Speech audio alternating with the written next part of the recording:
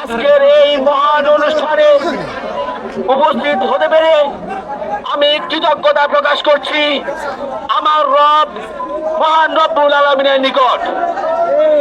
আমি কৃতজ্ঞতা প্রকাশ করছি যার সৌজন্যে, যার উপলক্ষে, যার দয়ায় আমি এখানে আসতে পেরেছি, সে আমার মহান নেতা শহীদ প্রেসিডেন্ট জিয়াউর রহমানের যোগ্য উত্তরসূরি।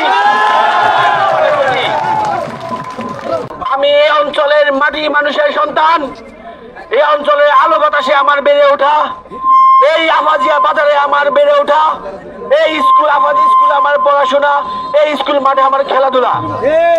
প্রিয় বন্ধুরা, আমাদের নদী ভাঙন একটা প্রধান সমস্যা, আমাদের যোগাযোগ ব্যবস্থা একটা প্রধান সমস্যা, তার উপর আমাদের এখানে বনদস্যু, জলদস্যু এবং অন্যান্য সমস্যা চলমান রয়েছে।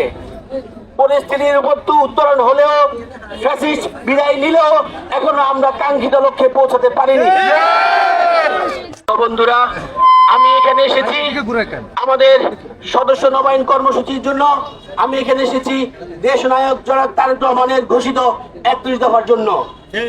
আমরা আগামীতে কি বাংলাদেশ দেখতে চাই, কেমন বাংলাদেশ দেখতে চাই, তার একটা স্পষ্ট বর্ণনা রয়েছে আমাদের এই 31 দফায়।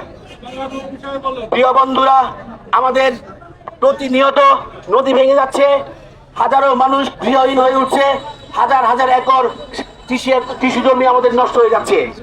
আমরা আমাদের এই অবস্থা উত্তরণের জন্য আগামী জাতীয় সংসদ নির্বাচনে আমরা ঐক্যবদ্ধভাবে ধানের শীষের পক্ষে গণজোয়ার করে তুলব ইনশাআল্লাহ।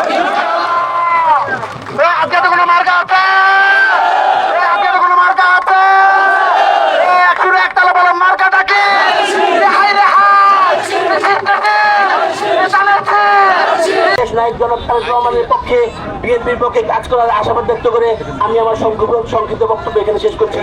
বাংলাদেশ জিন্দাবাদ, বাংলাদেশ জাতীয়তাবাদী দল বিএনপি জিন্দাবাদ।